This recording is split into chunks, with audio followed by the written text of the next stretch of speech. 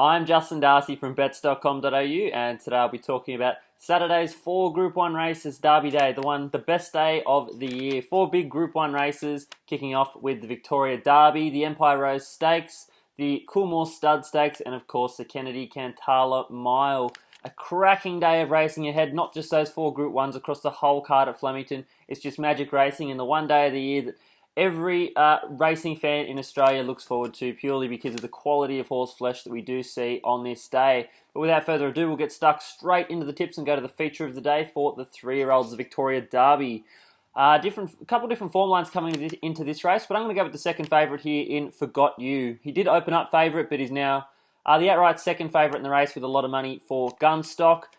Forgot You was a very good winner of the Vars last week. He really toughed it out that last 100 metres and grabbed Commander Harry on the post, and I just think that it wasn't necessarily a gut-busting run for him, but I think it was a horse that's looking for 2,500 metres now, and I think now getting to Flemington, this is the track that's really going to suit him. Big, spacious track. He's going to get plenty of time to wind up. He gets barrier 8 here as well, very important. That means Daniel Moore can choose where he goes, and I think he might push forward and try and take a spot more positive than midfield, rather than a horse like Gunstock who's going to have to go back from that wide gate. So that's what sort of swung me Forgot You's way. Plus, I've been on him for a couple months now at a much bigger price than he is now, so fingers crossed for the bank account that he can get there. But Forgot You on top for me in the Victoria Derby to beat Gunstock, the new favourite of the race. Looks a stayer. He was very good at Caulfield last start.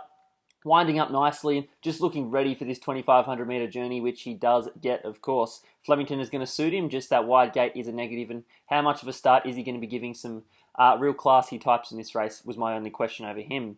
Haitotsu in for third, reminds me a lot of Young Werther last year, who did start favourite. That horse did finish third in the race, but Haitotsu comes into the race off a really good run in the Caulfield Guineas, where he actually beat Forgot You home in that race. Clearly he's looking for more ground, but it's just a matter of whether this race has come around that tad too soon for him. But no doubt he's got that bit of X factor in class, and if they don't go too hard in front, that could really come to the fore and suit Haitotsu, and he could well win this race at around $7 or $8. So Haitotsu in for third, and Tutu Kaka for me in for fourth, the Geelong Classic winner. I was very impressed with that win, and he looks as though he's a New Zealand type that's going to stay all day, and that's of course very important because we're going to find the majority of these runners don't run out the 2,500 metres, and he looks the type that's going to run out every single step of it off the back of that really strong Geelong Classic win.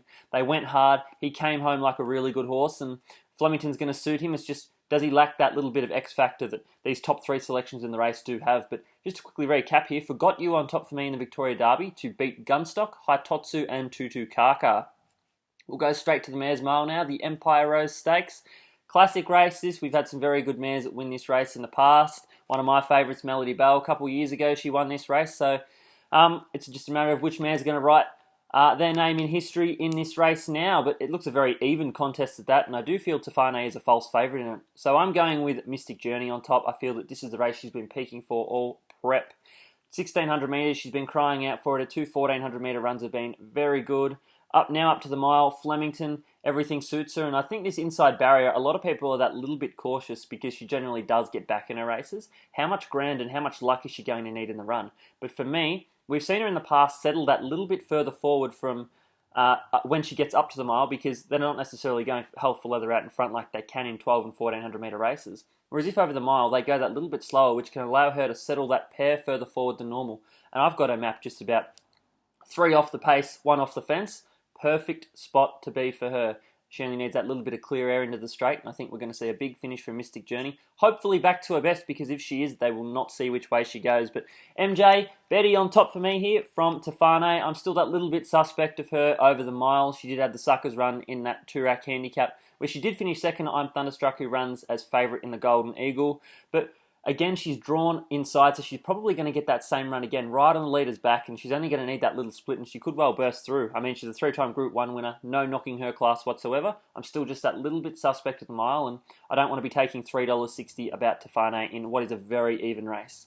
Flying Mascot for me in for third. She was the Tessio Stakes winner last week, and very good win at that. She was a peak rating for her, and clearly a standout rating above what she's done in her career. It's just a matter of whether she can actually hold that performance into this run and back it up for the second week in a row. If she can, she's a live hope. Flying Mascot for third, and still a star, the little Bonnie mare. She's a beautiful mare, this girl. She's a real trier, a real goer for Bill Ryan, and of course we know Bill Ryan's had his is having his health battles at the moment, but it'd be great to see this mare win the race for him. It'd be the feel-good story of the race, and it could be the two Tassie horses, Mystic Journey, Still a Star, fighting it out at the end. But no knocks on Still a Star, just that I think Mystic Journey's that little bit better suited now up to the mile, rather than Still a Star, who I feel has been kept to the 1400 metres for her Victorian starts for a reason. But just to quickly recap the Empire Rose, Mystic Journey on top to beat Tefane, Flying Mascot, and Still a Star in for 4th.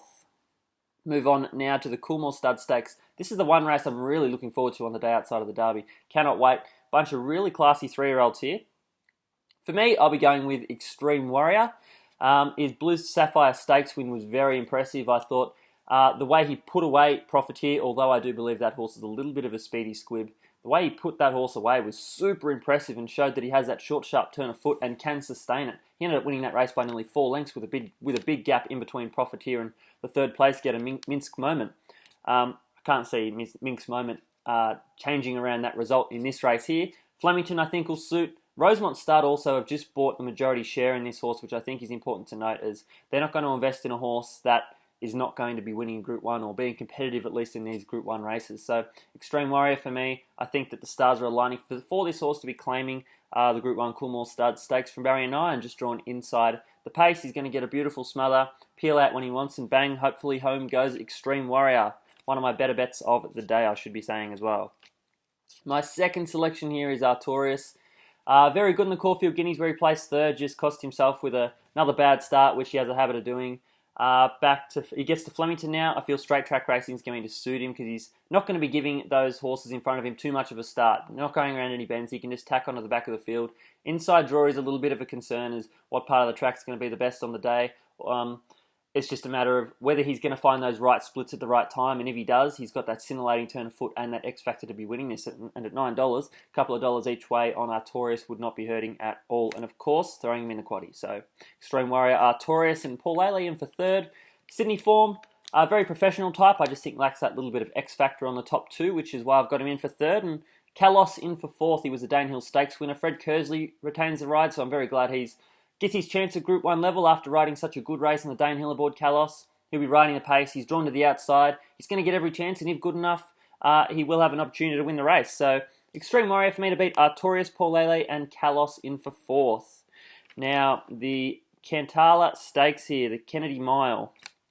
Mr. Brightside comes in the race with 6 successive wins. Last start coming through the Seymour Cup. We know in 2015, Turn Me Loose won this race, and 2 starts prior had won the Seymour Cup. So that type of lead-in into the race does work well. So Mr. Brightside for me does go on top. He draws barrier 6. He's going to get that beautiful run in behind the speed, and pretty much exactly like we've seen all prep. Get a nice little smother, peel out on the bend, show a nice 200-metre turn of foot, and just hold it to the line. He's a very classy horse, and if he can win this and do it nicely, this is obviously his toughest test to date. Gets in light though, and if he does win this race nicely, we could have a little star on our hands here in Mr. Brightside. Very progressive type, and I can't wait to see what he does here. Mayo in for 2nd, placed 2nd in the Epsom Handicap last start, only just beaten by Private Eye. Looked to have the race shot to pieces. Gets his chance here with 53.5 on his back. Inside gate, going to get a beautiful run. Every chance, Mayo.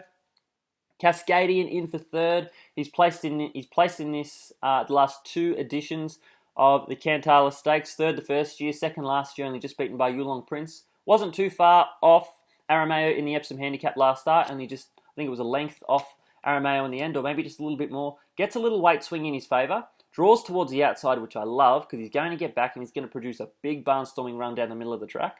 It's just a matter of whether he's going to be close enough to the likes of Mr. Brightside, who may have a similar type of turn of foot, to just kick away on Cascadian, and maybe Cascadian will be another place getter in this race for the 3rd successive year. But of course, he has a lot of class, and no knocking that at all. 4th for me, Superstorm. He's doing nothing wrong this prep. 3 starts ago, he won the Fee and Stakes. 2 starts ago, ran into Zaki and Probabile. Of course, we know how good that type of form is. And last start 3rd in the Turak Handicap, beaten by Thunderstruck. And again, that will tie in with Mayo this weekend, as Private Eye beat Mayo in the Epsom. Thunderstruck races as favourite in the Golden Eagle. Those two will race each other. Be interesting to see that little battle. But yeah, Superstorm I think ties in the race nicely. Going well this prep. No knocks from me. Might just lack that little bit of class on a couple of the others that I've got on top of him. And of course he's carrying a bit of weight. And of course in handicaps weights do matter Mr. Brightside, Mayo, very well weighted horses. So they go on top for me. Cascadian third, very good horse, and Superstorm, no knocks on him. Thank you all again for watching, and I hope to see you all. I'll do another preview probably Sunday night or Monday for the Melbourne Cup. Just previewing my Melbourne Cup tips, so I hope to see you all then. And make sure to check out bets.com.au for all your latest racing tips and racing news.